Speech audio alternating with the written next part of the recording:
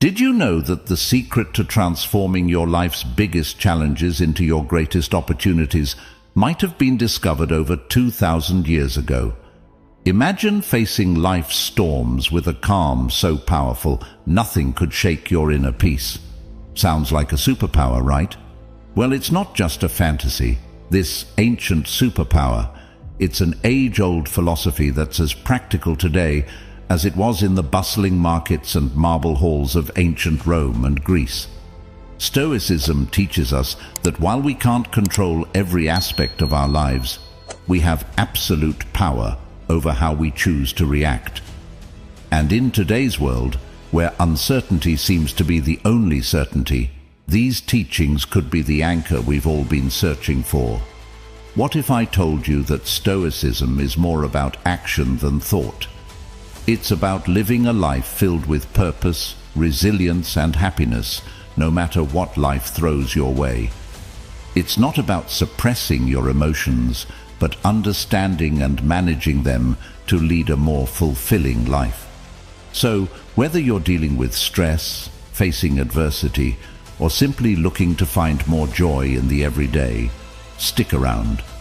Today, we're diving deep into Stoicism, uncovering its timeless wisdom and discovering how it can transform not just the way we think, but the way we live.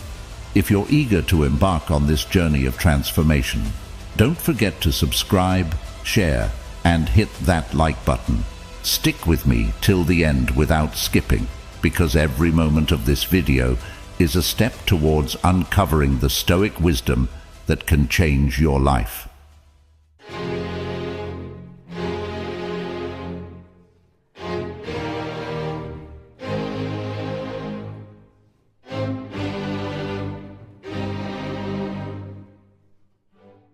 One, focusing on what's in your control.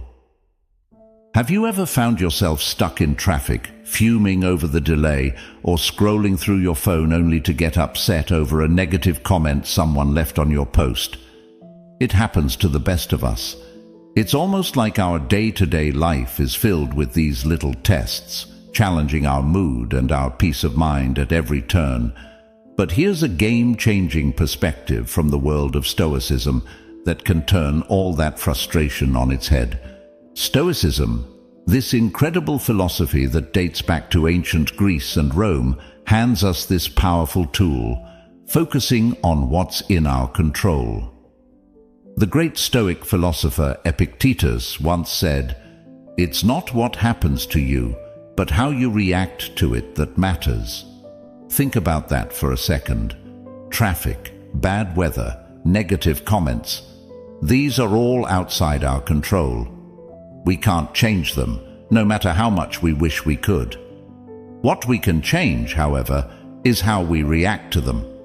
This idea isn't just ancient wisdom, it's backed by modern psychology too. Carl Jung, a giant in the field of psychology, famously stated, "I am not what happened to me. I am what I choose to become." This aligns perfectly with the Stoic practice. It's about recognizing that the only real power we have is over our own reactions, thoughts, and actions. Let's break it down a bit. Say you're in that traffic jam, late for an important meeting. You can spend that time stewing in anger, honking your horn, and stressing out, which, let's be honest, won't make the cars ahead move any faster. Or you can take a deep breath, accept the situation, and maybe use the time to listen to a podcast, an audiobook, or simply enjoy some music. The traffic hasn't changed, but your response to it has. And with that shift, your stress levels drop, and your day looks a bit brighter. This Stoic principle of focusing on what you can control extends far beyond just dealing with traffic or weather. It applies to our personal goals, our reactions to others, and our approach to obstacles in life. As Marcus Aurelius, another Stoic heavyweight, reminds us, you have power over your mind, not outside events. Realize this, and you will find strength. So, next time you find yourself getting worked up over something outside your control, remember these wise words from our Stoic friends. Ask yourself, Is this within my control? If it's not, let it go. Focus on your reaction, your mindset, and your actions. This simple shift can have a profound impact on your stress levels and overall happiness. It's not always easy, but it's worth practicing every day. Remember, it's about progress, not perfection. And as we learn to focus more on what's in our control, we'll find ourselves not just surviving life's challenges, but thriving in spite of them. 2. Embracing obstacles as opportunities. Stoicism teaches us the art of embracing obstacles as opportunities. It sounds counterintuitive, right? Most of us are programmed to view obstacles as just that, barriers to our success and happiness. But Stoics like Marcus Aurelius, Seneca, and Epictetus flip this narrative on its head. They tell us, when life throws you a curveball, instead of asking, "Why me?" ask, "What can I learn?" This is a game changer. Marcus Aurelius, the Roman emperor and a Stoic philosopher, penned in his personal writings, "The impediment to action advances action. What stands in the way becomes the way." What he means here is that every obstacle, no matter how daunting, not only tests our resilience, but also teaches us valuable lessons. It's about finding the silver lining in tough situations and using it to fuel our growth. This perspective isn't just ancient philosophy, it's backed by modern thinkers too. The famous psychologist Carl Jung said, "What you resist persists." By fighting against obstacles, we give them more power over us, but by accepting and learning from them, we can overcome them. This Stoic mindset is about transforming challenges into stepping stones towards becoming stronger and wiser. Let's make it practical. Say you're facing rejection from job applications. It's easy to fall into a spiral of self-pity and doubt, but what if you viewed each rejection as feedback? Maybe there's a skill you need to improve or a new strategy for your job search. That shift in perspective can turn a series of rejections into a path for professional development. Another example is personal conflicts. They're uncomfortable and stressful, but they also offer a chance to practice patience, empathy, and communication skills. Every disagreement is an opportunity to understand different viewpoints and to refine our conflict resolution abilities. The essence of embracing obstacles as opportunities lies in asking ourselves, what can this situation teach me? Instead of being passive victims of circumstance, we become active learners and problem solvers. This doesn't mean that facing obstacles becomes easy, but it does mean that we approach them with a mindset geared towards growth and learning. Epictetus once said, "It's not what happens to you, but how you react to it that matters." This is the heart of Stoicism. It's about seeing beyond the immediate pain or frustration of an obstacle and finding the lessons and opportunities it presents. So when you're faced with a challenge, big or small, try to pause and reframe it. Ask yourself what you can learn from the situation and how it can make you stronger and wiser. Remember, obstacles aren't just hurdles to overcome, they're opportunities to grow. By adopting this Stoic mindset, we can navigate life's ups and downs with more grace, resilience, and wisdom. 3. Living in the present moment. It's something we hear about all the time, right? Live in the now. But what does that really mean? And why is it so important? Living in the present moment is about fully embracing and experiencing where you are at this very second, not letting your mind wander off to the worries of tomorrow or the regrets of yesterday. It's about realizing that life, with all its beauty, challenges and surprises, happens in the now. This concept isn't new. It's been a cornerstone of Stoic philosophy, echoed by great minds like Marcus Aurelius, Seneca, and Epictetus. And it's been reiterated by modern psychologists and thinkers. Let's start with the Stoics. Marcus Aurelius once said, Do not dwell in the past. Do not dream of the future. Concentrate the mind on the present moment. He understood that the power of living in the present lies in its ability to ground us, to clear our minds of distractions, and to allow us to appreciate the richness of life as it unfolds. But why is it so hard to stay present? Our minds are often cluttered with thoughts, worries about what's next, or replaying things that have already happened. This constant mental noise pulls us away from the beauty and potential of the here and now.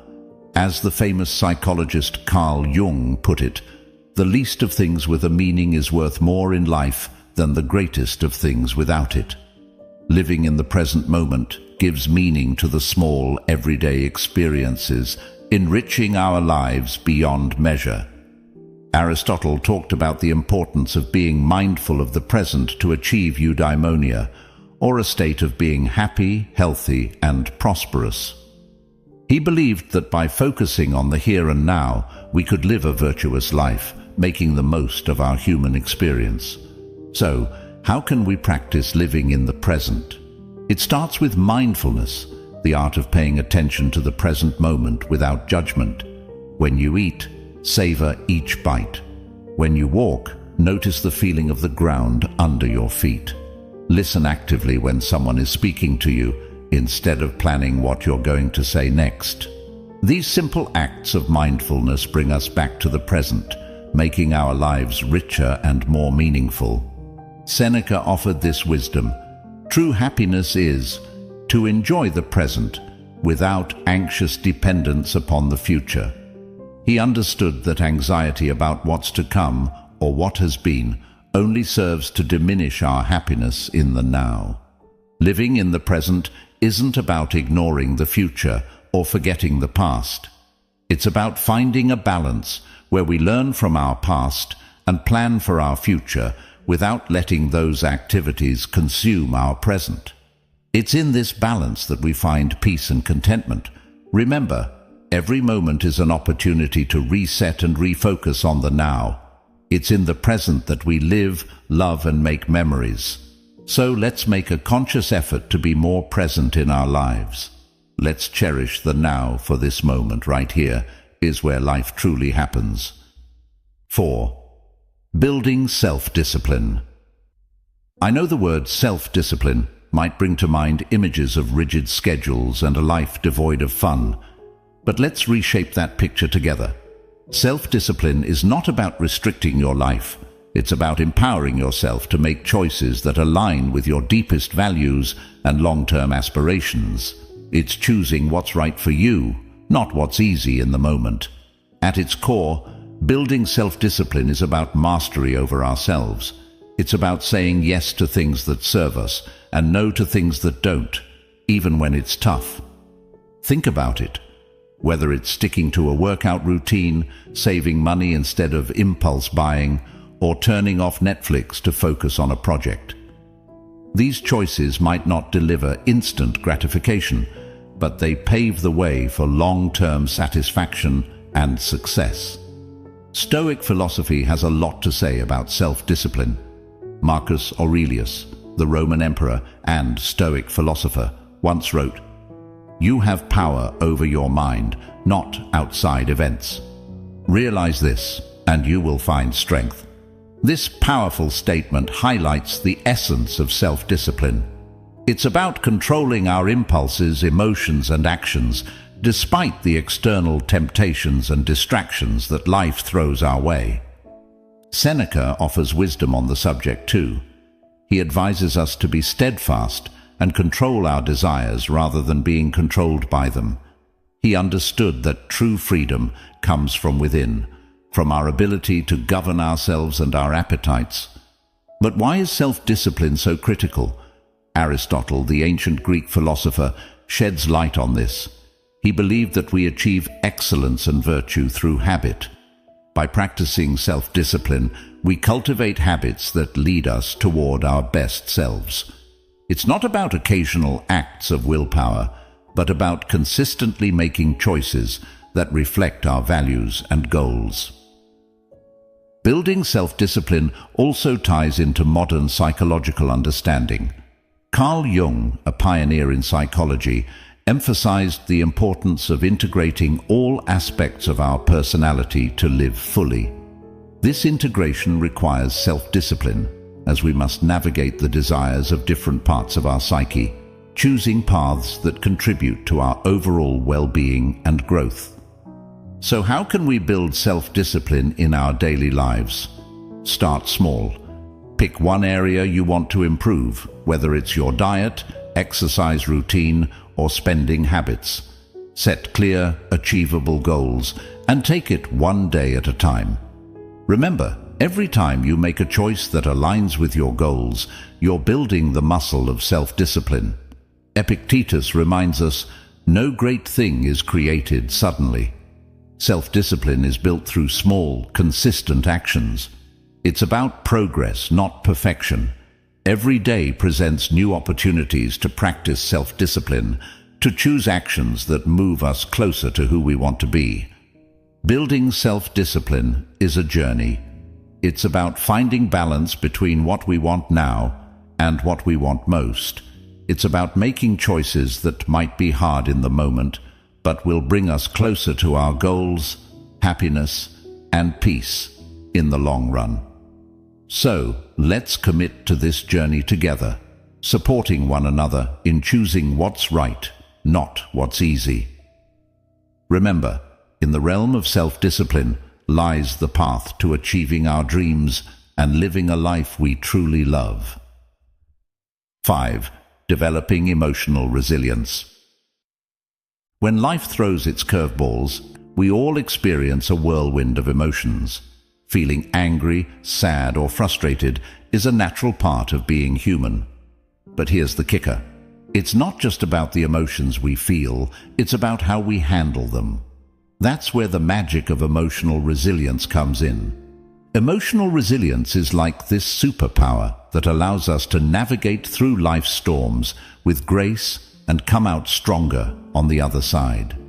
It's about acknowledging our emotions, understanding them, and then taking positive steps to move forward, rather than being swept away by the tide of our feelings. The Stoics had a lot to say about this. Marcus Aurelius, for example, reminds us, "You have power over your mind, not outside events. Realize this, and you will find strength." This profound insight touches the essence of emotional resilience. It's about recognizing that while we might not have control over what happens to us, we have control over how we respond. Our emotions don't have to control our actions. Seneca offers wisdom on facing adversity without losing our composure. He teaches that life's hardships are tests of our character and resilience. By facing our feelings with understanding and patience, we can grow wiser and more robust. But how do we develop this emotional resilience? It starts with self-awareness. Being mindful of our emotions and reactions helps us understand ourselves better. It's okay to feel what we're feeling, but instead of reacting impulsively, we can choose to respond in a way that aligns with our values and long-term well-being. Aristotle spoke about the golden mean, finding the balance between excess and deficiency.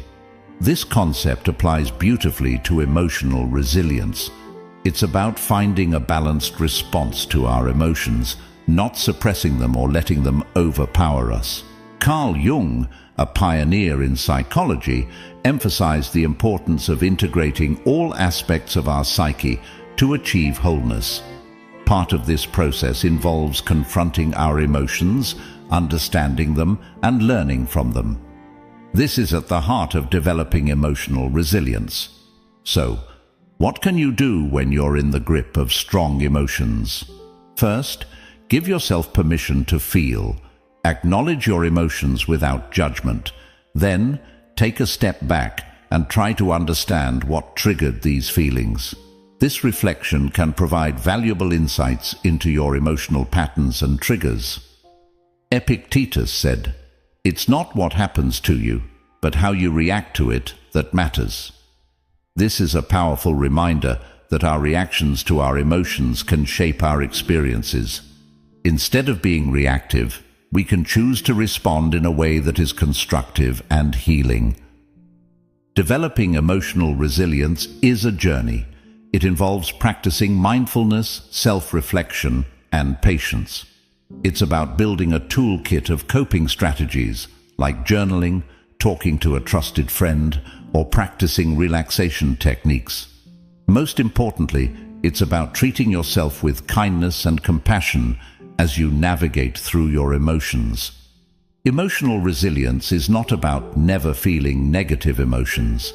It's about learning to ride the waves of those emotions with grace and coming out on the other side stronger and more self-aware.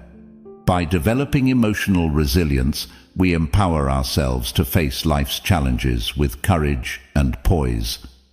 Let's embrace this journey together, supporting each other in becoming more emotionally resilient and, ultimately, living a more fulfilling life. 6. Memento mori. Remember, you will die. The Stoics, including great minds like Marcus Aurelius, Seneca, and Epictetus, used this concept not to create fear, but to inspire a deeper appreciation for every moment. They believed that by keeping the inevitability of death in mind, we would live more fully, consciously, and with gratitude for the present. Marcus Aurelius, in his Meditations, often reflected on the transience of life, encouraging us to live in a way that's true to our values and to make the most of the time we're given. You could leave life right now. Let that determine what you do and say and think, he wrote. This isn't about being morose. It's a call to action, a reminder to focus on what truly matters, to let go of petty concerns, and to live with purpose and integrity. Seneca, too, spoke about the shortness of life, urging us not to waste time on trivialities, but to focus on creating a meaningful existence.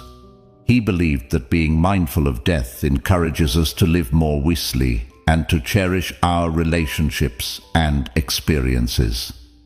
Epictetus emphasized the importance of focusing on the present and making the best use of our time. By remembering that we won't live forever, we're more likely to live ethically and to appreciate the beauty and richness of life. But how can we incorporate memento mori into our own lives without it feeling like a dark cloud over our heads? It starts with shifting our perspective. Instead of seeing the awareness of death as something fearful, we can view it as a powerful motivator to live our lives to the fullest. It's about embracing the present, not postponing our dreams or happiness for some undefined future that's not guaranteed. Think about the things you've been putting off.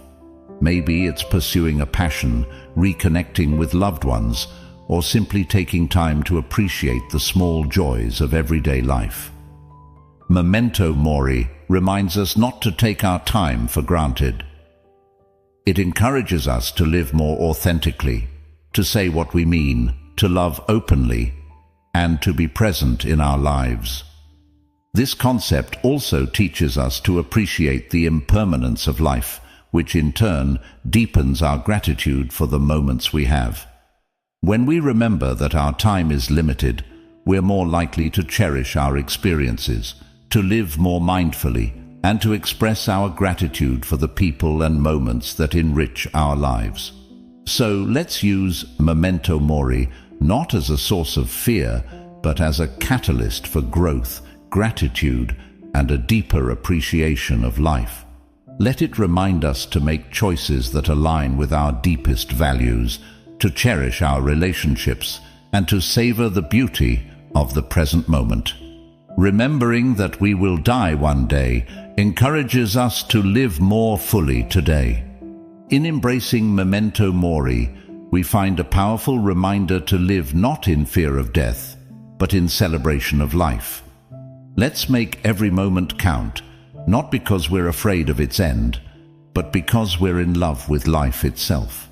Let's live in a way that, when our time does come, we can look back with no regrets, knowing we lived fully, loved deeply, and appreciated the incredible journey that life is. 7. Practicing gratitude. It's fascinating how such a simple concept can have a profound impact on our lives. It's about shifting our focus to what we have rather than dwelling on what we're missing. This practice can be a real game changer, especially on those days that feel like an uphill battle. The Stoics, wise as they were, had a lot to say about gratitude. They believed that happiness doesn't come from having more, but from appreciating what we already have. Marcus Aurelius often wrote about the importance of focusing on the present and finding joy in the simple things. He said, "When you arise in the morning, think of what a precious privilege it is to be alive, to breathe, to think, to enjoy, to love." This is gratitude in its purest form, recognizing the value of life itself and the many gifts it offers us each day. Seneca talked about how our desires can lead us astray, always chasing after more and never finding true satisfaction. He suggested that by focusing on what we have and understanding that the best things in life are already within our grasp, we can find real contentment. Epictetus, known for his practical approach to Stoic philosophy, encouraged his followers to appreciate their current circumstances, whatever they might be. He believed that by accepting and finding value in our present situation, we could live a more fulfilled life. But how do we practice gratitude, especially when life throws curveballs our way? It starts with making it a daily habit. Each morning or evening, take a moment to reflect on 3 things you're grateful for. It could be as simple as a warm cup of coffee, a conversation with a friend, or the beauty of a sunset.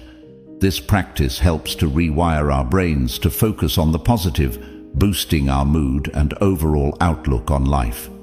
Gratitude also means embracing the challenges and finding lessons within them. Instead of asking, "Why is this happening to me?" we can ask, "What can I learn from this?" This shift in perspective can help us appreciate our experiences, both good and bad, as valuable steps on our journey. Moreover, practicing gratitude helps us build stronger connections with others. By expressing appreciation for the people in our lives, we not only brighten their day, but also strengthen our relationships. A simple thank you can go a long way in showing someone that they're valued and loved. Aristotle spoke about the importance of recognizing the good in our lives and striving for a virtuous life. He believed that gratitude was a key part of achieving eudaimonia, or true happiness, as it allows us to appreciate the goodness around us and within ourselves. Even modern psychology supports the benefits of gratitude. Studies have shown that people who practice gratitude regularly experience less anxiety, sleep better, and have a more positive outlook on life. It's like Carl Jung said, the word happiness would lose its meaning if it were not balanced by sadness. By acknowledging and being grateful for the full spectrum of our experiences, we find a deeper, more authentic form of happiness. So let's make gratitude a cornerstone of our daily lives. Let's celebrate the small victories, cherish the moments of connection, and find joy in the simple pleasures. By focusing on what we have, not what we're missing, we can cultivate a sense of abundance and happiness that shines from within. Remember, it's not happiness that brings us gratitude, it's gratitude that brings us happiness. Let's fill our glasses half full, raise them high, and toast to the beauty of gratitude in our lives.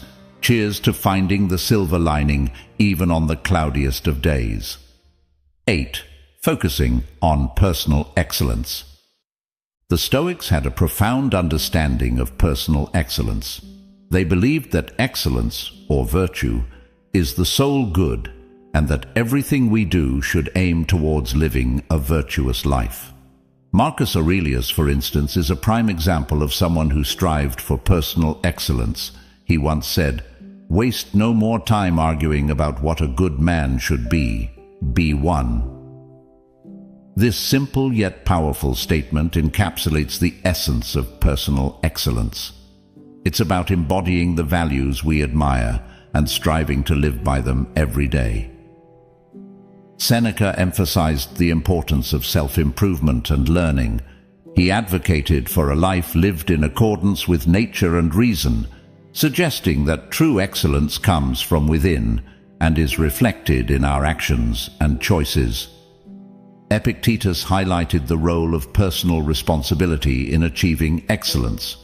He taught that our reactions, our emotions, and our will are within our control, and mastering them is key to living a life of virtue. But what does focusing on personal excellence look like in our day-to-day lives? It starts with setting personal standards based on our values and aspirations, not societal expectations or the achievements of others. It's about knowing who we are, understanding our strengths and weaknesses, and taking consistent steps towards improvement. Personal excellence is also about resilience. It's about how we respond to setbacks and failures, not just our successes. Like Aristotle said, excellence is never an accident. It is always the result of high intention, sincere effort, and intelligent execution. It represents the wise choice of many alternatives. Choice, not chance, determines your destiny. This means embracing challenges as opportunities to learn and grow, rather than seeing them as obstacles. Moreover, focusing on personal excellence involves cultivating a growth mindset, a concept championed by modern psychology. It's the belief that our abilities and intelligence can be developed through dedication and hard work. This mindset encourages us to embrace challenges, persist in the face of setbacks, and see effort as a path to mastery. Personal excellence also means living authentically. It's about being true to ourselves and our values, even when it's not easy. It's about making choices that reflect who we are and who we want to be, and taking pride in our journey, including the struggles and the triumphs. Practicing gratitude, as we discussed earlier, ties into personal excellence too. By appreciating what we have and where we are on our journey, we foster a positive outlook that supports our growth and well-being. So, let's commit to focusing on personal excellence. Let's set our own standards, embrace our unique paths, and take pride in our progress. Remember, it's not about being perfect, it's about being proud of who we are and how we live. It's about celebrating our efforts, learning from our experiences, and always striving to be the best versions of ourselves. Together, let's make personal excellence not just a goal, but a way of life. 9. Not caring what others think. In a world saturated with social media, where likes, follows, and comments often dictate our self-worth, it's easy to fall into the trap of valuing ourselves through the lens of others' opinions. But here's a liberating truth. Your worth isn't based on external validation. It's about being true to yourself, embracing your authenticity, and living in alignment with your values. The Stoics, those ancient philosophers we keep turning to for timeless wisdom, had a lot to say about this. They taught that our inner peace and freedom come from focusing on what's within our control, our actions, our thoughts, our integrity, not the fluctuating opinions of others. Marcus Aurelius wisely stated, "I have often wondered how it is that every man loves himself more than all the rest of men, but yet sets less value on his own opinion of himself than on the opinions of others." This striking observation highlights the paradox many of us live with, valuing others' judgments over our own self-assessment. Seneca echoed this sentiment by emphasizing the importance of living a life true to oneself, not one shaped by the expectations or approval of others. He believed that true contentment comes from within, from living a life that's congruent with our principles and values.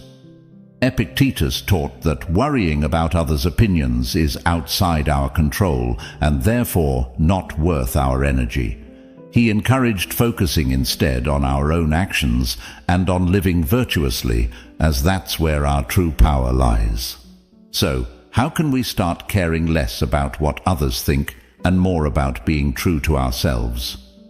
First, it's about understanding that you are the author of your life story. You have the power to define your worth, not society, not your social media followers, nor the people around you. It's about grounding your self-esteem in who you are, the values you stand for, the kindness you spread, and the effort you put into being your best self. Second, practice self-reflection. Ask yourself, whose life am I living? Am I making choices based on my desires, or am I trying to fit into someone else's mold? Reflecting on these questions can help realign your actions with your true self. Third, embrace vulnerability. Being true to yourself means being open about your flaws and all, understanding that perfection is an illusion. It's okay to be a work in progress, making mistakes and learning from them. This authenticity attracts the right people into your life, those who appreciate the real you. Moreover, remember the words of Aristotle, who spoke about the golden mean, finding balance in life. Applying this to our concern for others' opinions, it's about finding a healthy balance between considering constructive feedback and maintaining our autonomy and self-worth. Incorporating a Stoic mindset into our lives means understanding that our worth is determined by our virtues, our actions, and our commitment to living a meaningful life, not by external accolades or approval. It's about building a strong inner fortress that remains unshaken by the fleeting opinions of others. Let's commit to valuing ourselves for who we truly are, not for the likes, follows, or approval we receive. Let's be courageous in our authenticity, living lives that resonate with our deepest truths. Remember, your worth is inherent and unique, and by being true to yourself, you shine your light in the most genuine way possible. Let's not just navigate life, but thrive in it, with the confidence that comes from knowing we are living authentically, aligned with our values, and true to ourselves. 10. Accepting change. Here's the thing. Accepting change is not just necessary, it's vital for our growth and happiness. The reality is, the only constant in life is change. Learning to go with the flow and embrace life's inevitable shifts makes navigating through them less scary and more of an adventure. The Stoics had an incredibly healthy perspective on change. They saw it as a natural part of the universe's rhythm. Marcus Aurelius said, "Accept whatever comes to you woven in the pattern of your destiny, for what could more aptly fit your needs?" This profound acceptance of change as part of the fabric of life helps us understand that each change, whether we perceive it as good or bad, has its place in our story. Seneca taught that becoming too attached to our current circumstances can lead to disappointment, because inevitably those circumstances will change. He advised us to be flexible and to understand that change is not just a part of life, but a necessary component of our personal development and happiness. Epictetus encouraged us to distinguish between what we can control and what we can't. He pointed out that while we can't control external events, we can control our attitudes towards them. This mindset is incredibly empowering when it comes to dealing with change. It's about focusing on our responses, finding the opportunities for growth within the change, and moving forward with resilience. But how can we become more accepting of change? First, by acknowledging that change is inevitable. It's the natural order of things. Everything around us is in a constant state of flux. Seasons change, people come and go, and our very selves are renewing themselves as we speak. Embracing change means embracing life itself. Second, by practicing mindfulness. Being present in the moment allows us to appreciate our current experiences without clinging to them. This awareness creates a space for acceptance when those experiences inevitably evolve or come to an end. Third, by seeking the lessons in change. Every shift in our lives, no matter how challenging, comes with opportunities to learn and grow. Instead of asking, "Why is this happening to me?" we can ask, "What can I learn from this?" This shift in perspective can turn the challenges of change into stepping stones for personal development. Aristotle spoke about the importance of pursuing a virtuous life as the key to happiness. Part of virtue is adaptability, the ability to navigate life's changes with grace and wisdom. It's about finding balance and harmony within the flux of life. Modern psychology supports this Stoic approach to change. Viewing change as an opportunity rather than a threat can significantly reduce our stress and anxiety levels.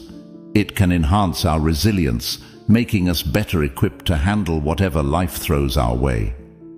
Let's remind ourselves that change is not just something to endure, but to welcome as a natural, enriching part of our journey. By accepting change, we open ourselves to new experiences, growth, and the beautiful unfolding of our unique paths in life. Remember, going with the flow isn't about passivity. It's about actively engaging with life in its full, dynamic complexity. Let's navigate the currents of change with courage, grace, and a heart open to the endless possibilities that change brings. 11. Practicing compassion and empathy. Despite our differences, we're all in this together, navigating the complex journey of life. By fostering an understanding and caring attitude towards others, we contribute to making the world a kinder, more loving place. The Stoics, those ancient philosophers who continue to enlighten us with their timeless wisdom, placed great importance on the virtues of compassion and empathy. They believed in the interconnectedness of all humans and taught that kindness and understanding towards others are essential aspects of living a virtuous life. Marcus Aurelius, for instance, reminded us that human beings are social creatures by nature, meant to live in harmony and cooperation with one another. He said, "What brings no benefit to the hive brings none to the bee."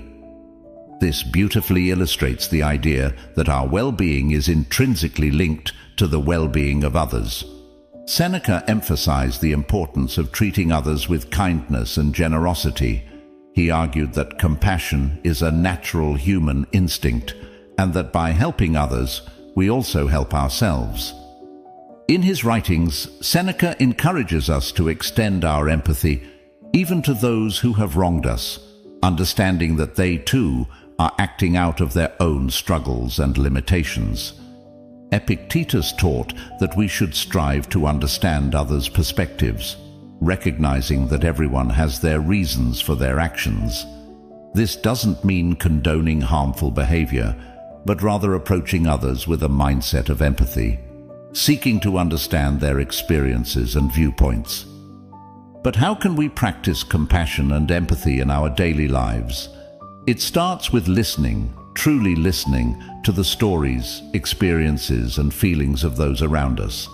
It's about putting ourselves in their shoes, imagining their struggles, their joys, their fears, and their hopes.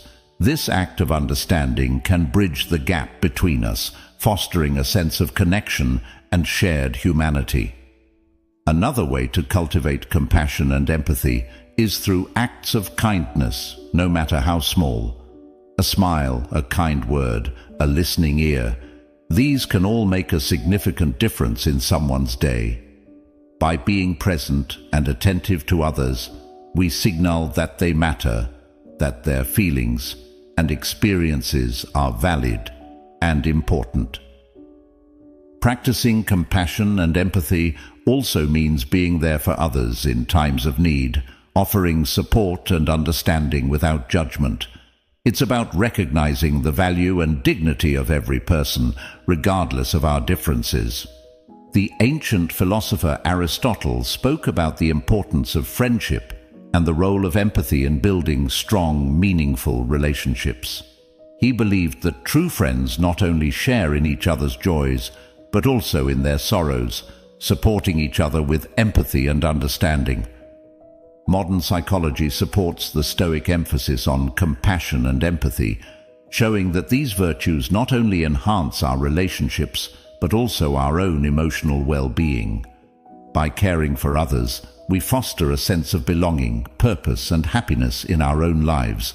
Let's remind ourselves that behind every face is a story, behind every action is a reason, and that by understanding and caring for each other, we make the world a kinder, gentler place. In doing so, we not only enrich the lives of those around us, but also find deeper fulfillment and joy in our own lives. Together, let's spread kindness like confetti, creating ripples of compassion that transform the world, one act of empathy at a time. 12. Reflecting and reviewing regularly.